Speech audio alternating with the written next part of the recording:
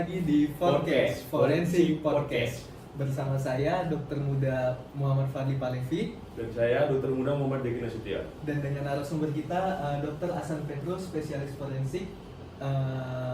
Pada hari ini kita akan membahas mengenai kremasi, legalitasnya, dasar hukumnya apa aja alasannya, dan bagaimana sih harapan kita ke depannya mengenai kremasi dalam forensik ini. Baik dokter. Udah.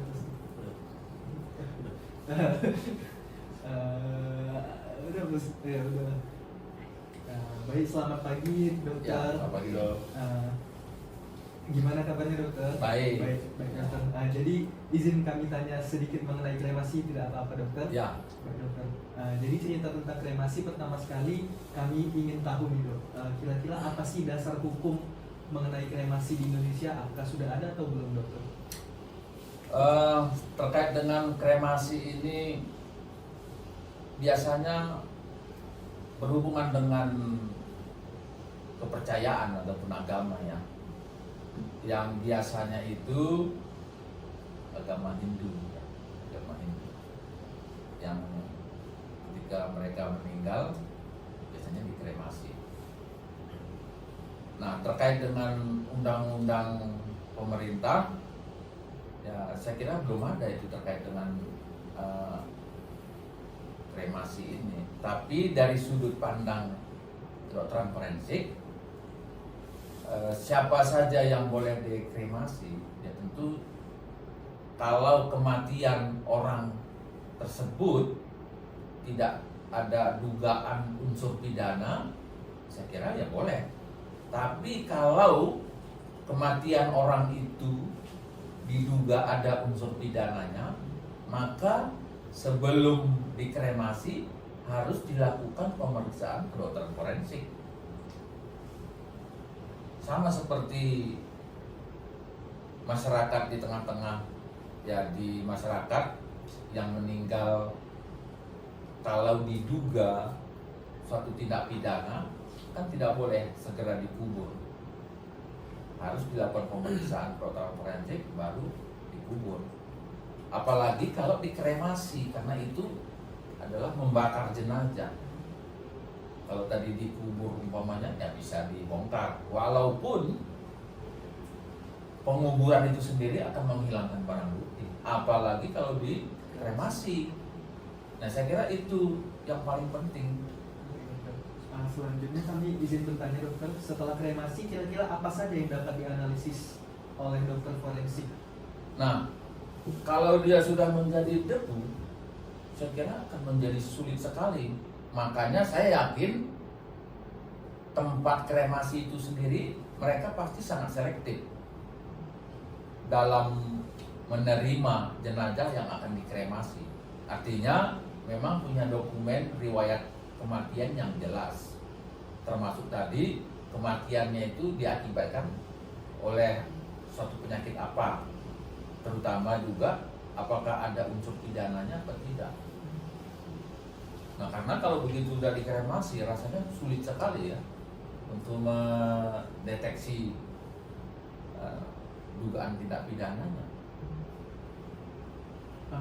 Jadi kita bahas lagi ke belakangnya dokter, kira-kira apa saja sih alasan orang ini melakukan kremasi selain dari tradisi agama? Kira-kira ada hal lain nggak dokter? Di beberapa agama yang lain, terutama yang non muslim lah, itu juga sudah ada nuansa ke sana. Alasannya apa? Karena memang tempat pekuburan umum itu sudah terbatas. Kenapa? Manusia bertambah, sementara bumi ini, tanah ini tidak makin lebar, sehingga ya ada upaya untuk mengurangi gitu ya penyempitan lahan ini akibat tempat pemakaman ini ya dengan cara kremasi tadi. Nah, ada juga pernah upaya orang gitu ya supaya manusia itu dikubur jangan lagi tiduran gitu atau telentang gitu ya. Kalau bisa dia dikubur berdiri supaya lebih kecil ruang yang dia gunakan. Nah tapi kan kita Indonesia ini yang sangat dekat dengan agama ini kan sulit juga ya. Terutama yang saya dengar itu dari agama Kekristenan ya, itu juga sudah mulai memikirkan. Karena pemahaman kita yang namanya orang yang mati itu, ya tubuh itu tidak akan berdampak apapun. Yang sudah rohnya itu ya sudah ke Tuhan. Jadi tubuhnya itu mau diapain pun nggak ada masalah. Nah tapi mungkin beberapa agama yang lain masih belum bisa menerima. Apalagi pengaruh budaya kita Indonesia yang sangat hormat dengan leluhur kita. Dalam arti menghormatin itu ya dengan memelihara kuburannya seperti itu ya. Selanjutnya dokter, selain dari alasan kematian yang tidak jelas, kira-kira kapan sih kremasi ini tidak dapat dilakukan? Kremasi ini tidak dapat dilakukan ya kalau memang ada unsur pidananya. Di samping itu tadi ya soal budaya ya. Nah soal budaya ini kan bisa pro dan kontra. Tapi kalau soal ada unsur pidananya kan ya sebaiknya tidak dilakukan dulu gitu. Boleh dilakukan kalau memang setelah dilakukan pemeriksaan kedokteran forensik. Artinya penyebab kematian dari korban ini sudah dicatat di dalam satu lembar kertas, itu yang disebut dengan visum. Jadi jenazah ini ya silahkan boleh dikremasi. Walaupun kadang-kadang korban-korban yang diduga mati akibat satu tindak pidana ini sudah dilakukan pemeriksaan, mungkin masih membutuhkan pemeriksaan ulang juga kan gitu. Jadi harus ditunda lebih lama Nah, kremasinya dokter. Jadi kalau misalnya sudah dilakukan pemeriksaan kedokteran forensik, tapi kemudian ada yang masih kurang, tapi korbannya itu sudah dikremasi, ya mau dibilang apa lagi? Nah itu ya pasti resiko lah. Nah jadi ya sebaiknya gitu ya, yang pengelola kremasi itu mestinya ada juga orang forensik yang menanggung jawab itu. Ya kan, karena kalau dibilang kremasi rumah duka itu kan bicara soal bisnis, ya kan bisnis. Dan ke depan ya kita berharap kalau memang kremasi ini berkembang ke beberapa agama ya. Nah sekarang ini kan agama Hindu yang terutama, dan kita punya guru yang namanya Profesor Amar Singh yang memang dia orang India dan dia Hindu India, dan dia meninggal dunia ya dikremasi di Medan ini dan kemudian dibawa ke Sungai Gangga ya, katanya seperti itu.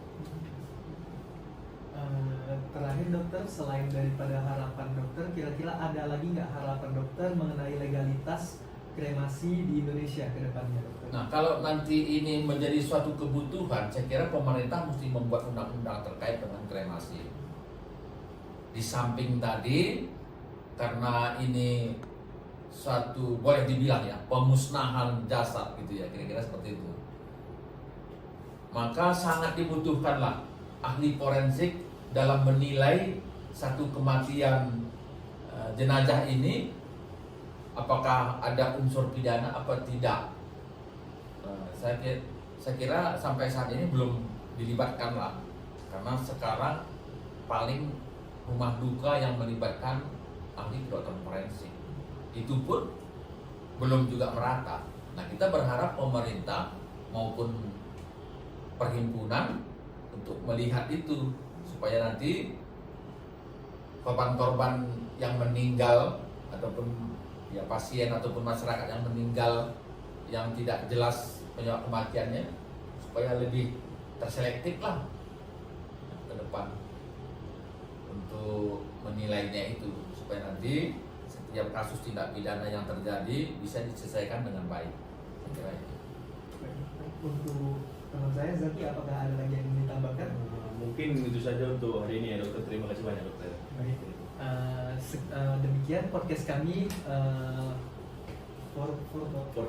Forecast. Demikian demikian forecast kami untuk hari ini. Jangan lupa di like, subscribe, dan share. Share. Baik, lebih kurangnya mohon maaf. Sampai jumpa di episode selanjutnya.